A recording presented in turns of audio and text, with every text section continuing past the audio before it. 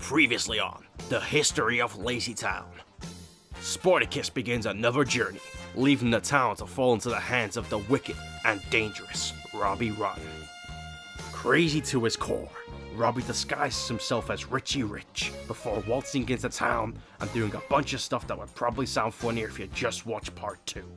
But that's only if you've watched part 1. I mean, I can understand not watching part 2 before clicking on part 3. But come on, why would you watch part 3 first? That's like eating a pizza, but starting with the crust. Absolutely mental. Either way, Sporticus comes back with a taste for athleticism, saving the day and restoring peace to LazyTown. And now, we have to figure out who these ugly-ass puppets are.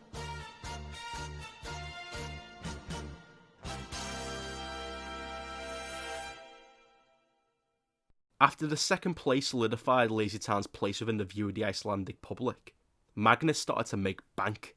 And by make bank, I mean they made a f***ing bank.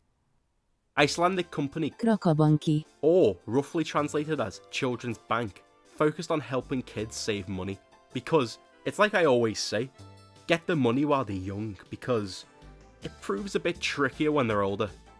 This was LazyTown's first big sponsorship with what seemed to be a reputable company, and because of this, they just gave them the steering wheel, putting them in charge of promoting the LazyTown franchise throughout the entirety of Iceland.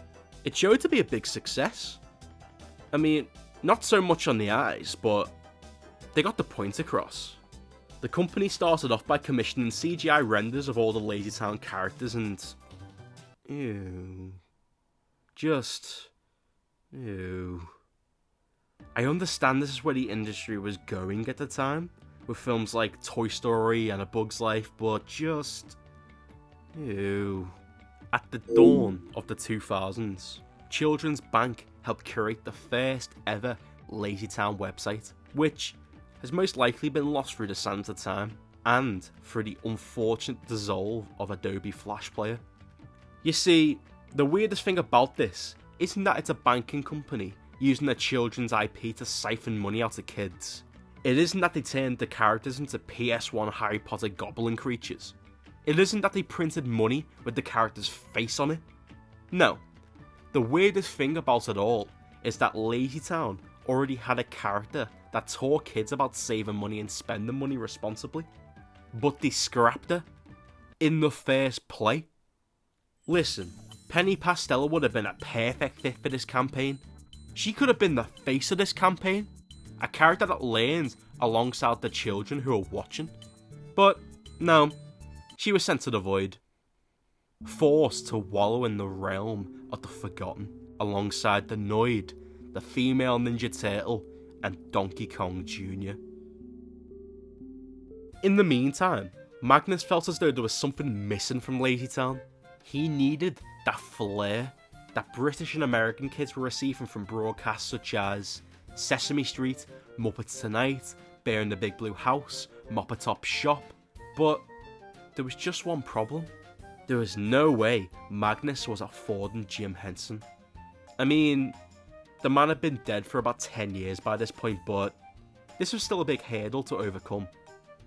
And this is where we introduce Gudmund Thorkelsson, an Icelandic puppeteer, nightmare enthusiast, and founder of the puppet creation company, Wit Puppets. The group created 13 LazyTown puppets, all of which were used to promote and help skyrocket the success of the live shows. This would include press junkets, chat shows, Saturday morning kid shows, vegetable commercials, cookbooks, radio shows. Yeah, they even got their own radio station. My thoughts and prayers go out to the parents who had to suffer through those long car journeys. With these puppets becoming so useful to the LazyTown brand, there was only one thing left to do. Let's make a goddamn pilot. And so, they did. All that's really been recovered from this initial pilot is a blue screen test showing footage of an early Sporticus, Stephanie, and Jives, who Unfortunately, after filming the screen test was thrown straight into the cell right next to Penny, alongside the California Raisins and Gex. The footage that was uncovered was a bit peculiar, so instead of trying to describe it, I'm just gonna let it play out.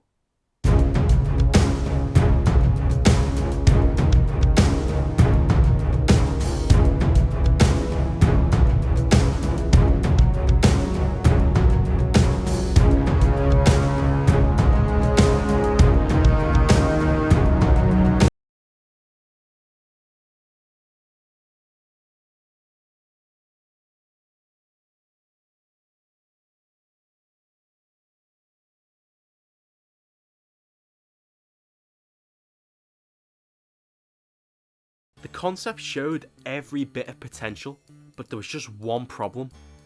The puppets were but ugly. Ah, sick! And there was no way a parent would be fine putting their kids to bed snuggled up to this thing. I mean, unless you can afford the therapy. So, with the producing help of Evan Bailey and the writing talent of Norman Stiles, another pilot was put into the works, and this one might just hit a little closer to home.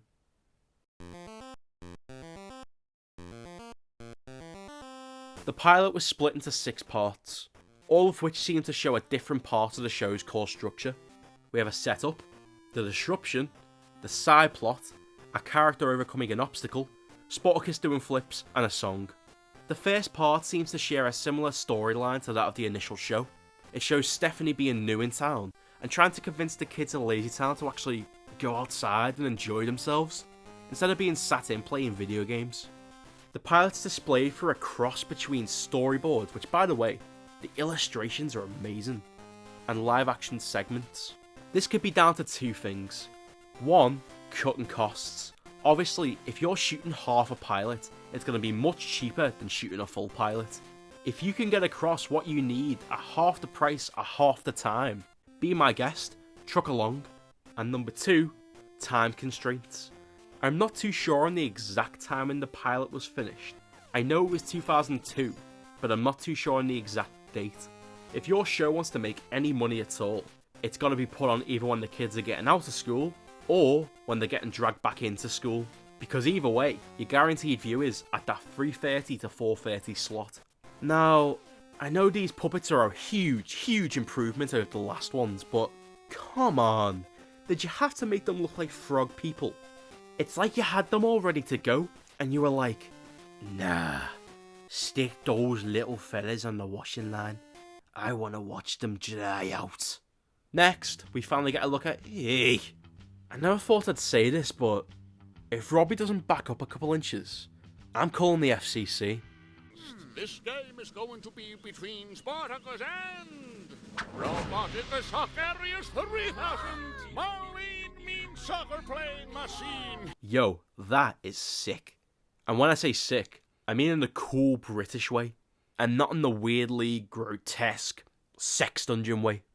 After this, we get a quick little taster of the newly improved Spartacus, looking exactly how I imagined them in every one of my fever dreams. Happy birthday, Ziggy. Spartacus! You didn't think I would forget, did you? Oh my f***ing god. They dubbed over him. They legit dubbed over Spartacus. They straight up looked at Magnus and went, nah, too foreign. Get the intern to redo his lines. Obviously they fixed it when it came to wear. Probably because it's absolutely ludicrous. You see, Magnus has stated many times that he wants to keep his country at heart when curating LazyTown. He actually once said this: Latabai must not be dissolved from Iceland. Otherwise, a lot of people would go trying to edit episodes. There are enough changes already. I felt I had to hold on to something. I want to have my feet on the ground and have Iceland and my people around me. With such a strong message of keeping the show close to home, there's no way that Magnus would have okayed his voice being Americanized. His thick Icelandic accent and hammy acting are what give the show its bizarre and charmingly inhuman attributes. And to be fair, I'm glad Nickelodeon thought the exact same. Here you go. Whoa, that's a strange-looking caramel. Come on, guys. It's a toothbrush. I like it. But where's the remote control?